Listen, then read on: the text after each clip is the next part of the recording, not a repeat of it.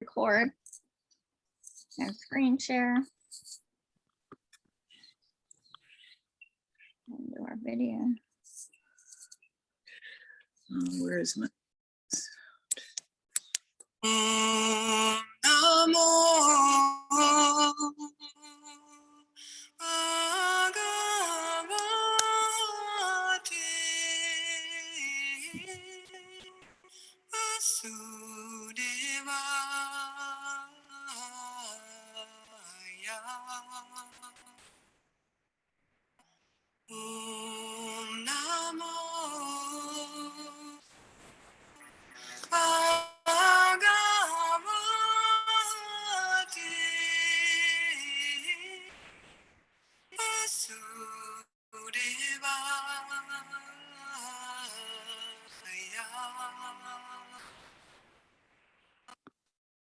So Bhagavad Gita, chapter 18, text 39. Yad agri kanubandi cha sukam manaham atmana nidralasya pramadotha ham tat tamasam yuda hertham. And that happiness which is blind to self-realization, which is delusion from beginning to end, and which arises from sleep, laziness, and illusion, is said to be the nature of ignorance. One who takes pleasure in laziness and in sleep is certainly in the mode of darkness, and one who has no idea how to act and how not to act is also in the mode of ignorance. For the person in the mode of ignorance, everything is illusion. There is no happiness either in the beginning or the end. For the person in the mode of passion, there might be some kind of ephemeral happiness in the beginning, and at the end, distress. But for the person in the mode of ignorance, there is only distress both in the beginning and at the end. Text 40. Na tad asti prithiyam va divi devasu va puna sattvam prakriti jar muktam yad eber sayat trib hir gunya. There is no being existing either here or among the demigods in the higher planetary systems, which is freed from the three modes of material nature. The Lord here summarizes the total influence of the three modes of material nature all over the universe. Brahmana Kashtriya Visyam Sudranam Cha Paratapa Karmani Pravibhaktani Savhava Prabhaver Guna. Brahmanas, Kshatriyas, Vaishyas, and Sudras are distinguished by their quality of work, O chastier of the enemy, in accordance with the modes of nature. Text 42. Damo Damas Tapa Sukam Kasanter Arjavam Eva Cha Ganayam Vijnam Astikyam Brahma Karma Savhava Jam. Peacefulness, self-control, austerity, purity, tolerance, honesty, wisdom, knowledge, and religiousness. These are the qualities by which the Brahmanas work. Text 43. Suryam Tejo Dharata Staksyam Yodi Kapi Apalayanam Danam Isvara Bhavas Cha Gastram Karma Svabhava Jam. Heroism, power, determination, resourcefulness, courage in battle, generosity, and leadership are the qualities of work for the Kshatriyas. Text 44. Kursi Go Raksya Vanijayam Vasaya Karma Sabhava Jam Parikaratamakam Karma Sudra Yapi Sabhava Jam. Farming, cattle raising, and business are the qualities of work for the Vaisyas, and for the Sudras, there is labor and service to the other. Text 45. Sve Sve Karmana Abharata Sam Siddhim Lambati Nara Sva Karma Nirata Siddham Yatha Vidanti Chak renew. By following his qualities of work, every man can become perfect. Now, please hear from me how this can be done. Text 46. Yata pravitir bhutanam yena sarvam idam tatam sav karmana tam abhyarkya siddham vedanti manava. By worship of the Lord, who is the source of all beings and who is all pervading, man can, in the performance of his own duty, attain perfection. As stated in the 15th chapter, all living beings are fragmental parts and parcels of the Supreme Lord. As such, the Supreme Lord is the beginning of all living entities. This is confirmed in the Vedanta Sutra, Jamadi Asaya Yata. The Supreme Lord is therefore in the beginning of life of every entity. The Supreme Lord is therefore the beginning of life of every entity. And the Supreme Lord, by his two energies, his external energy and internal energy, is all pervading. Therefore, one should worship the Supreme Lord with his energies. Generally, the Vaisnava devotees worship the Supreme Lord with his internal energy. His external energy is a perverted reflection of the internal energy. The external energy is a background. But the Supreme Lord, by expansion of his plenary proportion, as Paramatma, is situated everywhere. He is the super soul of all demigods, all human beings, all animals, everywhere. One should therefore know that as part and parcel of the Supreme Lord, it is his duty to render service unto the Supreme. Everyone should be engaged in devotional service to the Lord in full Krishna consciousness. That is recommended in this verse. Everyone should think that he is engaged in a particular type of occupation by Hishkesa, the master of the senses.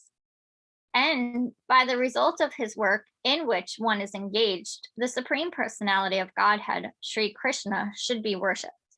If one thinks always in this way, in full Krishna consciousness, then by the grace of the Lord, he becomes fully aware of everything. That is the perfection of life. The Lord says in Bhagavad Gita, Tasam aham dumad harta. The Supreme Lord himself takes charge of delivering such a devotee. That is the highest perfection of life. In whatever occupation one may be engaged, if he serves the Supreme Lord, he will achieve highest perfection. Text 47. Shriyan sva dharma viguna para dharmat su or sva anushitat svabhava ninitam karma kuvan noti kilbasam. It is better to engage in one's own occupation, even though one may perform it imperfectly, than to accept another's occupation and perform it perfectly. Prescribed duties, according to one's nature, are never affected by sinful reactions. One's occupational duty is prescribed in Bhagavad Gita. As already discussed in previous verses, the duties of Brahmana, Kshatriya, Vaisya, and Sudra are prescribed according to the particular modes of nature. One should not imitate another's duty. A man who is by nature attracted to the kind of work done by Sudras should not artificially claim himself to be a Brahmana, although he may be born into a Brahmana family. In this way, one should work according to his own nature.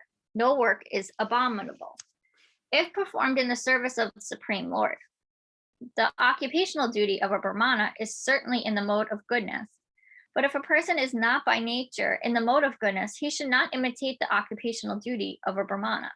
For a Kshatriya or administrator, there are so many abominable things. A Kshatriya has to be violent to kill his enemies.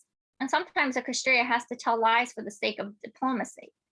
Such violence and duplicity accompany political affairs, but a Kshatriya is not supposed to give up his occupational duty and try to perform the duties of a Brahmana. One should act to satisfy the Supreme Lord. For example, Arjuna was a Kshatriya. He is hesitating to fight the other party. But if such fighting is performed for the sake of Krishna, the Supreme Personality of Godhead, there need be no fear of degradation. In the business field, also, sometimes a merchant has to tell many lies to make a profit. If he does not do so, there can be no profit. Sometimes a merchant says, "Oh, my dear customer, for you I am making no profit." But one should know that without profit, the merchant cannot exist. Therefore, it should be taken as a simple lie if a merchant says that he is not making a profit. But the merchant should not think that because he is engaged in an occupation in which the telling of lies is compulsory, he should not give up his profession and pursue the profession of a Brahmana. That is not recommended. Whether one is a Kshatriya, a Vaisya, or a Sudra doesn't matter. If he serves by his work the Supreme Personality of Godhead, even Brahmanas, who perform different types of sacrifice, sometimes must kill animals because sometimes animals are sacrificed in such ceremonies. Similarly, if a Kshatriya engaged in his own occupation kills an enemy, there is no sin incurred. In the third chapter, these matters have been clearly and elaborately explained. Every man should work for the purpose of a yajna, or for Vishnu, the Supreme Personality of Godhead. Anything done for personal sense gratification is a cause of bondage. The conclusion is that everyone should be engaged according to the particular mode of nature he has acquired, and he should decide to work only to serve the supreme cause of the Supreme Lord. Text 48.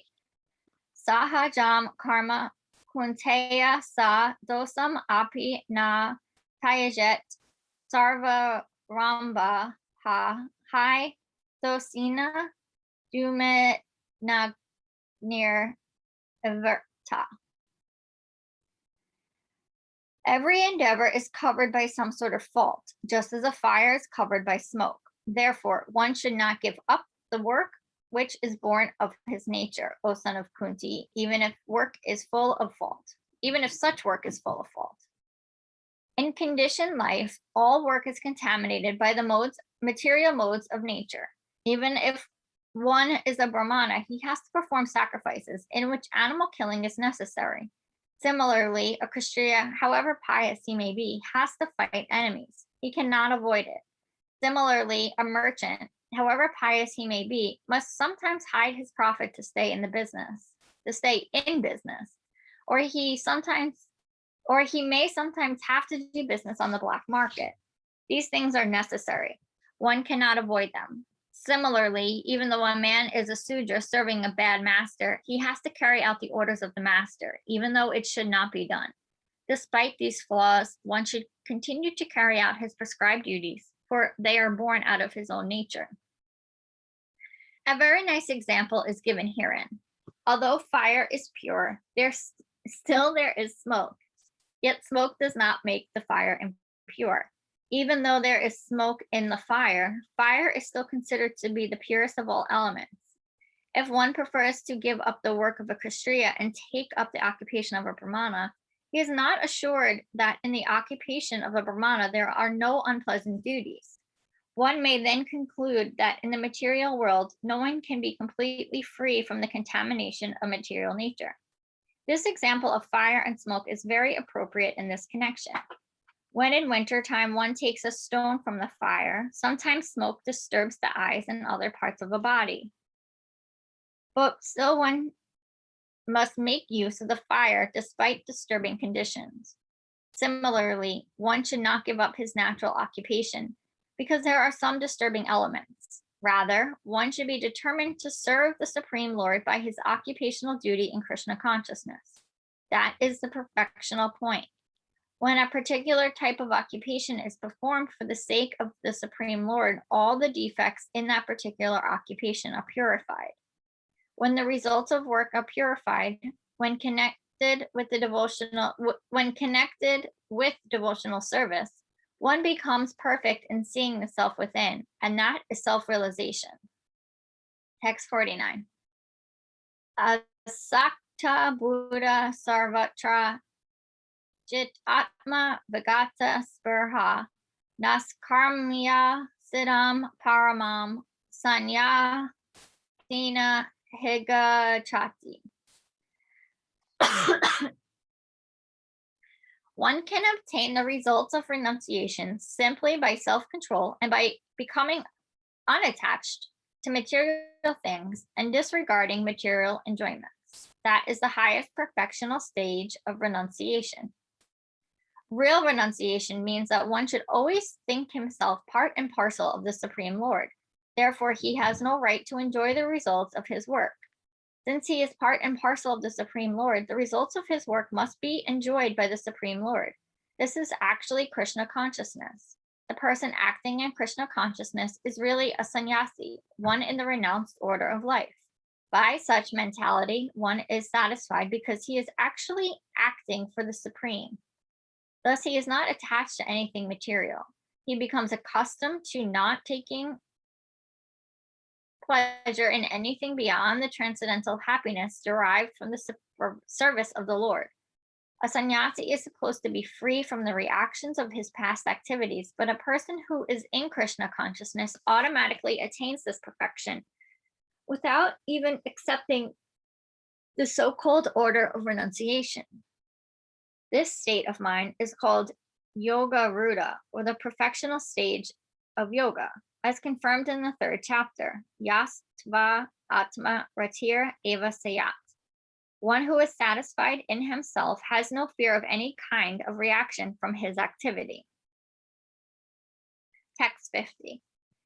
Siddham Prapto Yatha Brahma Tatha Panoti Niboda Mi Samasena Eva Kunteya Nista Ganasya Ya Para. O son of Kunti, learn from me in brief how one can attain to the supreme perfectional stage, Brahman, by acting in the way which I shall now summarize. The Lord describes for Arjuna how one can achieve the highest perfectional stage simply by being engaged in his occupational duty. Performing that duty for the Supreme Personality of Godhead, one attains the supreme stage of Brahman simply by renouncing the results of his work for the satisfaction of the Supreme Lord. That is the process of self-realization. Actual perfection of knowledge is in attaining pure Krishna consciousness. That is described in the following verses. Text 51 to 53. Buddhya Visudaya Yukto Dritya Atmanam Niyamaya Cha Sabdad in Visayam Tayaktva Raga Divasu Vidasaya Cha Vivikta Seve Lag Asi Yate Vakaya Manasya Dhyana Yoga Paro Nityam Vayagyam Samupasrita Ahan Karam Balam Darpam Kamam Krodam Parigraham Vimasaya Nirama Santu Brahma Buyaya Kalpati. Being purified by his intelligence in controlling the mind with determination, giving up the objects of sense gratification, being freed from attachment and hatred, one who lives in a secluded place, who eats little, and who controls the body and the tongue, and is always in trance and is detached, who is without false ego, false strength, false pride, lust, anger, and who does not accept material things. Such a person is certainly elevated to the position of self-realization. When one is purified by knowledge, he keeps himself in the mode of goodness. Thus, one becomes the controller of the mind and is always in trance. Because he is not attached to the objects of sense gratification, he does not eat more than he requires, and he controls the activities of his body and mind. He has no false ego because he does not accept the body as himself, nor has he a desire to make the body fat and strong by accepting so many material things. Because he has no bodily concept of life, he is not falsely proud. He is satisfied with everything that is offered to him by the grace of the Lord and is never angry in the absence of sense gratification. Nor does he endeavor to acquire sense objects. Thus, when he is completely free from false ego, he becomes not attached to all material things, and that is the stage of self-realization of Brahman. That stage is called the Brahma Bhuta stage. When one is freed from the material conception of life, he becomes peaceful and cannot be agitated. I'm going to stop here at 54.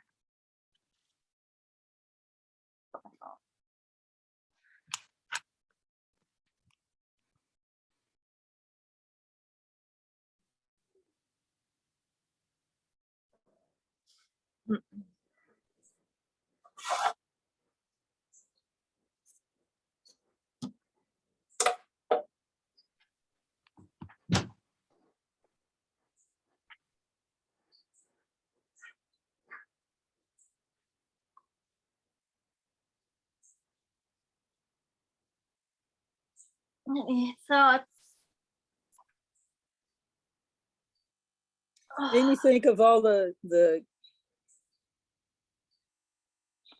people who end up doing things that they don't really feel drawn to and that they don't love. And sometimes it's out of necessity. And, you got to put food on the table, you got to pay the rent, maybe you have people to take care of.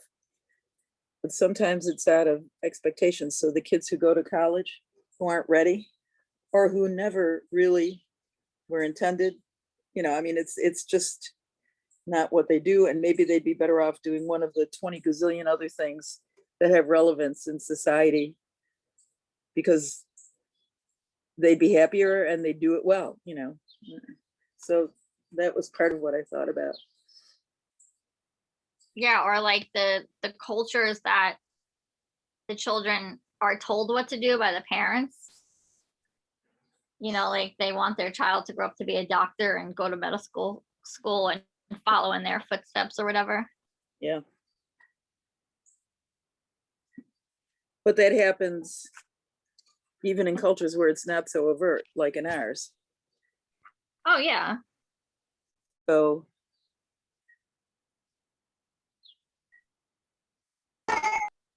it's interesting. We have 3 kids. It's a very academic kind of household. Just because that's who we and I are. And for all 3 kids, there was a college fund, et cetera. It was expected that they would go to college. So 2 out of 3 did. For 2 of them, I think it was a good experience. One ended up getting a PhD, and so obviously it worked for him. But for the third, it was an awful experience in every way. And it killed his desire for further learning, even though this is a young man with real interest and high level of curiosity, et cetera, et cetera. And it's only within the past year that he actually started taking courses that interested him remotely. But this is a guy who's about to turn 34. And so that's how bad the inappropriate experience, at the wrong time burned him. Yeah.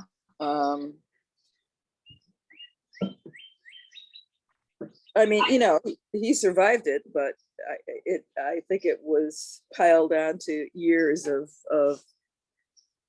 insecurity and devaluing himself, that kind of thing. So, and a part of that was our fault. Not all of it. He, for a year, he didn't go to school. He didn't go to college. And then he decided he wanted to do it because he was bored to tears. So he made that decision, but. So now what will he be doing? Well, he's also, he does a number of things. He's had jobs. He was laid off right before COVID. And so he did any number of things during COVID. He was not locked to his video games 24. Yeah. But recently, one of the things that he's really good at is he's one of those people who is he's pretty good with technology. And so he can you show him a piece of software and he wants to learn it, he'll learn it very quickly. And he's taught me some things. And I was a teacher, so I helped him to learn how to teach people like me, for whom this is not a natural thing. and how not to do it for me, but how to show and demonstrate and then observe while somebody else does it, and then give feedback, et cetera, et cetera. And so 2 weeks ago, one of the people in his support group, because this is the guy with a developmental disability, said, Tom, you should, because he was teaching people how on Zoom to use a particular piece of software that was helping a couple of professionals do their job in his group, in his support group. And so one of them said, Tom, you really ought to go back to school, take a few courses, and farm yourself out as somebody who can teach other people how to do this. And he just lit right up, so it's, but my whole point was that initially it wasn't the right school for him. It wasn't the right place. But it was an expected slot because he came out of our family, Yeah. It's all very interesting. I mean, it has evolved into something very good. He has incredible, much better self-confidence now. And who knows, he might end up doing something like that. He might not, but. Yeah. But yeah, it's hard to be the different one in the family, but it's important to stick to your truth. I think those sometimes people, like your son's example, sounded like he was struggling, he was unhappy, but sometimes people that aren't on their path and they go down this expected path and they do really well, but they're just not happy. Like something feels, so you can still be really good at something. And I think that's what they're saying too. It's like, even if you are the best doctor on the planet, if you were supposed to be the janitor at the kids' elementary school, you have to honor that or whatever. Well, it's hard to know what you're meant to be internally. Well, that's why they're saying Like it's you're like born into a certain, family, you're born into a certain situation, and then certain things happen and blah, blah, blah. Yeah. Well, I know for me, like everyone around me growing up was going to be a teacher, and I knew that was not going to be for me. I was like, nope, I'll be the different one going to business school. So sometimes. Yes, it's interesting how many people, especially women, think that they have to be teachers. I was a teacher for a while, and it turns out I really like teaching, and I especially like teaching older students, and I especially like, to some degree, teaching students that are a little bit rough, because they're fun to get to, or they'll kill you. I mean, you really, it's survival of the fittest. But it's very interesting. But one of my daughter-in-law, when I asked her once if she wanted to be a teacher, because she was trying to figure out what she wanted to do when she finished her BA, and she said, no, not unless you buy me a stun gun. And I thought, well, that's out. It's out for you. I think too, like you think I know from in my industry on Wall Street, like the people I work with, if you go around and ask them what their major was, like in college, like how are you supposed to know at 18, 17, 18 years old what you want to do? You're like, probably less than half of them actually have a business degree. They have a wide range of degrees out there. So not everyone that gets their degree follows that path. Some people pivot and go in a different direction. I think that's why the power of internships are important, because once you immerse yourself in what you're doing, then you're like, oh yeah, no, I love this and I'm going to study it harder in school. Or you're like, nope, I hate this, I'm going to study something else. I feel like we should take it a year off in between high school and college to just like try different professional jobs before we spend all our money in college. But that comes after, right? Like student teaching comes after you've studied everything already. That kind of like reverse. But a part of what you just read also is if you're doing whatever you're doing with the right intent, that is a good thing. And I think a part of the message might have been, and maybe I was hearing it wrong, but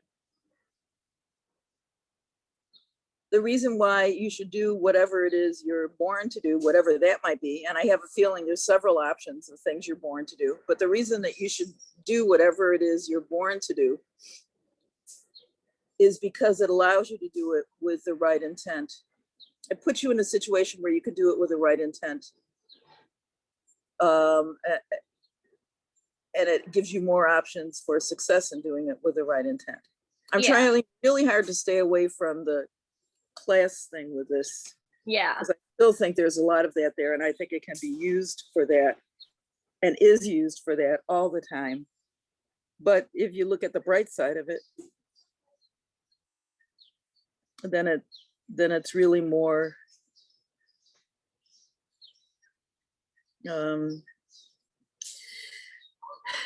it's more about finding out who you really are and going in that direction, and that allows you to be basically a better person, I think. I think a lot of this book comes back to intention. We spoke about that a few times. And yeah, I'm staying at Eric's dad's house and sister's house until Monday. So I have another week here. And I went into it like Debbie Downer. Like I really set myself up. It's like, it's just going to be the worst 10 days of my life. I'm just not going to be sleeping. And I went into like a deep depression on Thursday. Like I couldn't even get myself up off the couch. I was just like not looking forward to it. And then I got here and it hasn't been as bad as my story said it was, but I'm almost glad I set it up that way because you couldn't go any lower than where I was. But when I got here, I took my planner out and I made notes for each day, and I'm going to make each day intentional. And I feel like I set myself up on like a self-care retreat for the next, like the last few days and the next few days, where I make each day intentional. Like, this is what I've had, these things on my to-do list. Take advantage of this time. I have like 10 quiet days where no one's bugging me. No one knows where I am. I feel like I'm on like a isolation retreat. And so I was thinking about this power of intention. And a few years ago, I saw 100-year-old Tao, the yogi. And she said she got to 100 years old because she wakes up every day and she says, today is going to be the best day of my life. And so I forgot about this mantra. And so I've been doing that here. And it's been like the days have been going faster. I'm getting a lot done every day. And I'm not in such a negative energy space anymore, which is great. But yeah, I think you can shift your energy and your intention if you're aware of it. But you have to be like aware of it to be able to do it.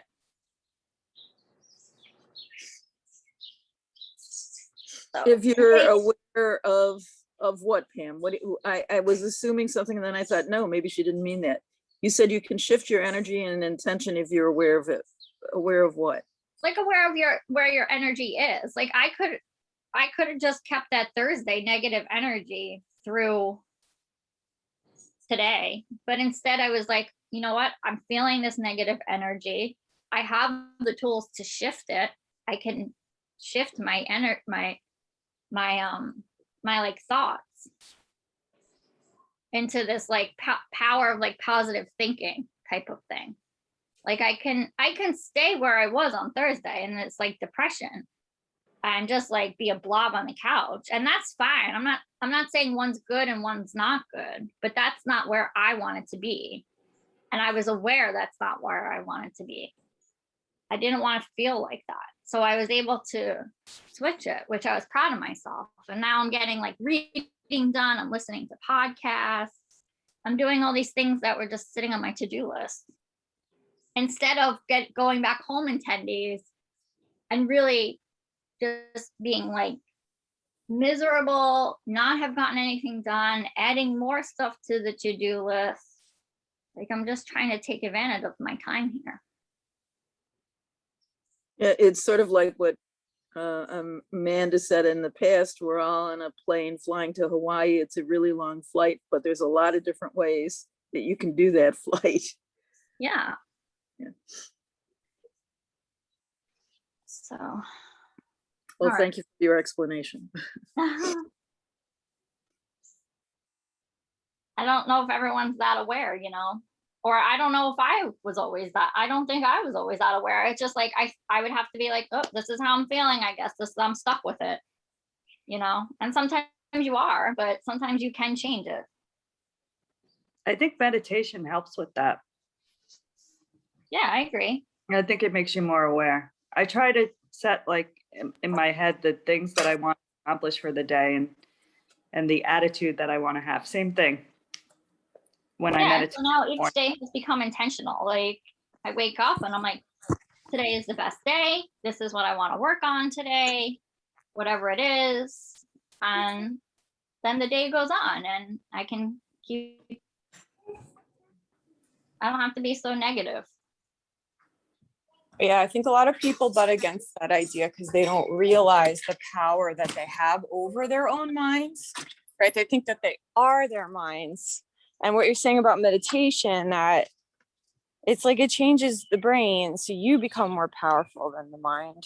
Or even like, if we don't want to think about it like that, you can even think about it as like you meditate and you make your prefrontal cortex stronger. And then you can will yourself. You can be the controller in a different way. It's really amazing. And it's like, it makes me so happy to hear that you've gotten to that point. Because that's no easy task for a lot of people, to pull themselves into a new mindset. It's like super powerful.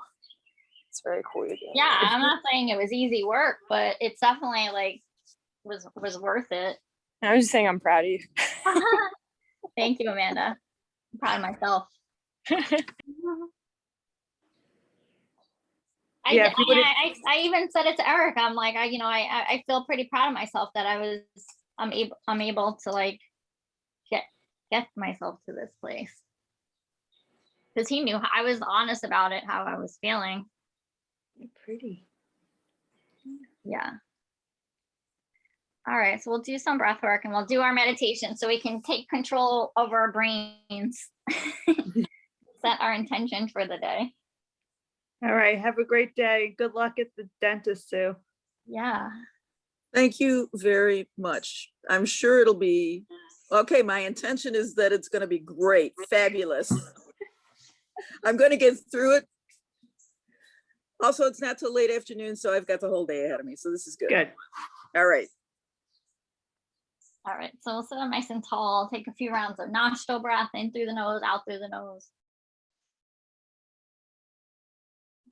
Bring your right hand over to the nose, close the right nostril with the thumb, inhale through the left.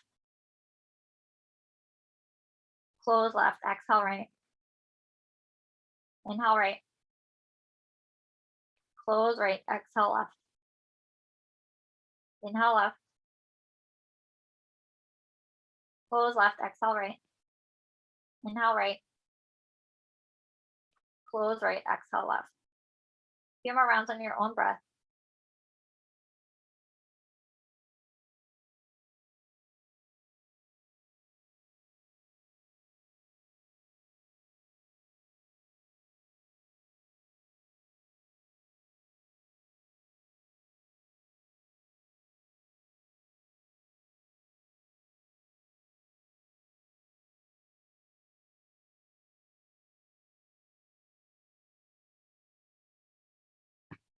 When you're done, you'll exhale at the left side. I'm setting the timer and you'll join us when you're ready. Or you can set your own timer if you need to leave early.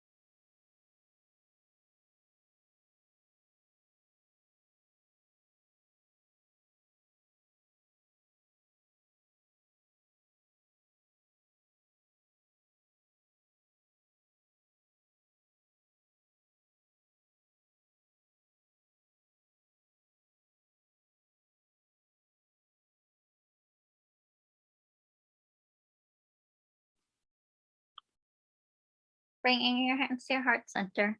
Namaste.